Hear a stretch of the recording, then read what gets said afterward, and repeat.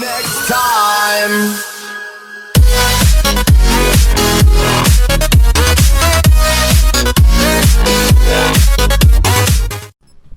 What is going on, guys? Your boy the Agent Zing here to present to you guys with some gameplay footage of Black Ops 3 on the PS4. This is my second or third match, I believe, playing Team Deathmatch on the new DLC maps. This is my first time playing on the DLC map, so I'm really excited to see how this match goes. I believe I go off in this game simply because the way I played, somebody called me out because of, you know, how noobish I was playing. So I believe I go off in this game. I'll go like 35 kills, using the silence to KN, and I just completely wrecked this game. So I want to thank you guys for watching this video, but the main topic of this video is going to be talking about PlayStation's 2016 E3 conference versus Microsoft's E3 2016 conference. Now this is strictly from a middleman standpoint, just because I like both. I'm an Xbox One fanboy at heart, but I do agree with some of the critics that, you know, the PlayStation 4 does have a little much, you know, better graphics and better games than the Xbox One. So we're gonna be discussing that and debating about that today, or not really debating about it, but we're just gonna be talking about both conferences and their weaknesses and their strengths. First, obviously, we're gonna be talking about the Xbox One. The Xbox One's E3 conference, I love the way it started with the new Xbox One S console, the 4K gaming, the 2 terabytes of memory, how they slimmed it down, you know, really bad. Now I have a question for Microsoft, is that I wonder how the 4K gaming is gonna work, because, you know, I've never heard of 4K gaming, and it's really gonna be interesting and intriguing to see how this new 4K gaming works. You know, if they can live up to the hype of the 4K gaming and have like this new hype of gaming, then, you know, I feel like the Xbox One's gonna do really well. But if, you know, the 4K gaming isn't really successful, and, you know, the graphics don't really change as much, I feel like, you know, you're just buying a slimmer Xbox One console with like 2 times upgraded memory, because the highest Xbox One memory storage is 1 terabyte. But the E3 conference for Xbox, I really enjoyed. The games were really intriguing. They caught my eye. They didn't really you know, talk about the Oculus Rift, how Microsoft is going to be partnering up with the Oculus Rift. But if they, you know, if it does happen, or if it already has happened, you know, I feel like the Xbox One's future is going to be really, you know, bright, because everybody is really loving the Oculus Rift on, you know, desktops and PCs, and you know, with all the new games coming out, that, you know, the new VR technology, I just feel like, you know, the Oculus Rift is going to be the next best thing for Microsoft and Xbox One, if they, you know, can actually get everything running smoothly and everything. Like I said, the games really caught my eye, and like I said, you know, it may sound a little biased because I'm an Xbox One fan at heart, but, you know, I really enjoyed the conference. You know, a lot of people thought that the conference was stupid, and that, you know, the 4K, the new Xbox One console was just gonna be like it's gonna be garbage, because, you know, the 4K gaming is not gonna work, and you're mostly just paying for the 2 terabytes of storage and how it's slimmed down. But I would differ to say that, you know, give it a chance. You know, give it a chance, see how it works out. So yeah, I mean, I love the E3 conference with Xbox One.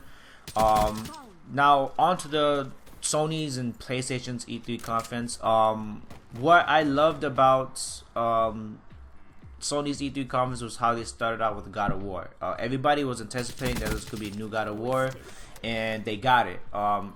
It was a really long gameplay and like a walkthrough, but it was really enjoyable, because you all know that now Kratos has a son, and you don't know what the storylines are gonna be, but it looks really good from what we saw. You know, the whole HD gameplay, and how, you know, you still have Kratos' weapons. You know, some new weapons introduced, and everybody was so hyped for that. I'm not gonna lie, I was hyped for it too, because I'm a God of War fan on the PlayStation, on the PlayStation.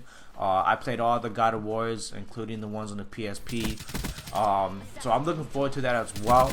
The other game that caught my eye on Sony's list was Resident Evil. I don't know if it's called Resident Evil 7 or if it's just called Resident Evil, but that really caught my eye because I feel like that new Resident Evil game it brought back the original feeling of Resident Evil, of all like the scary atmosphere of how you're by yourself and how you have to escape, and you have to collect things and you have to be really cautious.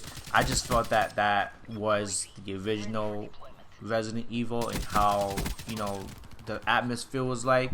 It's really amazing what the creators from Capcom did to that to this new Resident Evil game. So I'm really looking forward to those two games. I wasn't really the new PlayStation VR didn't really catch my eye. I don't know. It's just something about it that didn't really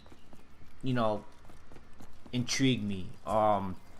Rather it be like it didn't have enough games, or I feel like if they showcased it a little more, then maybe, just maybe, that it could have been up there with the Oculus Rift. But they just announced the new PlayStation VR system. They didn't showcase it. They didn't have any gameplays with it. They just said that the new the PlayStation 4 is gonna have a VR system, and that there's just gonna be games coming out for it. And they didn't really specify like how it was gonna work. They didn't showcase any like games for it. They kind of just threw it out there and just said, hey, this is what we're gonna give to the public and the PlayStation 4 fans. Enjoy it, buy it. And other than that, there was really nothing else that PlayStation really caught my eye for in their E3.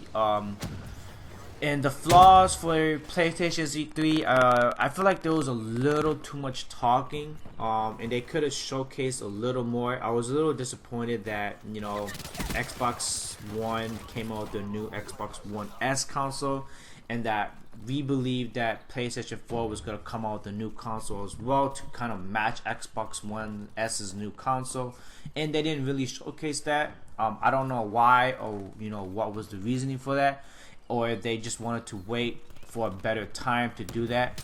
But to reassure your fans and people who are still in the midst of buying an Xbox One or a PlayStation 4, I felt that they could have done that, because even though PlayStation 4 is like the leading console, or the most sold console, I believe that if PlayStation doesn't go in the right direction, I believe that Microsoft and Xbox One will soon eventually catch up. And the flaw with the Xbox One E3 conference was, I feel like they spent too much time on the Minecraft aspect of it. I know that Minecraft is a really, really big thing on the Xbox One, because it's every kid's favorite game to build stuff, to farm, and do all that stuff in Minecraft. I've never really been a Minecraft fan. I've just seen the game. I played it a couple of times. I enjoyed it a couple of times, but it's a game that I wouldn't sit down for hours and play. But otherwise, that's gonna be it for the conference. I personally think that I personally think that the Xbox E3 conference had a better showing than the PlayStation 4. I'm not saying that the Xbox is gonna do well in the future, but I'm just saying that the Xbox One had a better showing. Now you guys may agree to disagree, but let me know in the comments below what you guys think on who had a better showing, Xbox or PS3 or PS4. Otherwise, I hope you guys enjoyed this gameplay. If you guys did, please subscribe to my channel, comment on this video on what you guys think, which conference was better, like it, and we'll see you guys in the next episode. YouTube. Peace.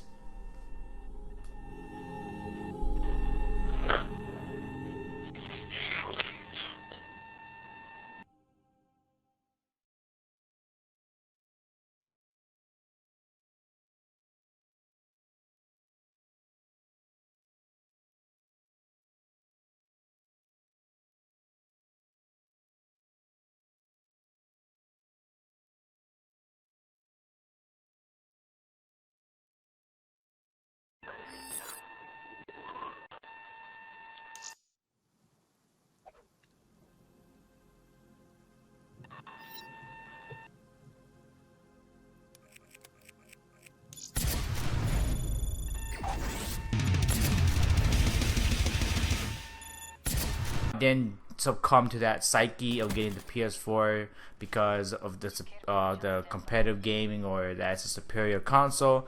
I got it simply just because I have more friends on the PS4, so it would be more worth it if I got the PS4 instead of having an Xbox One.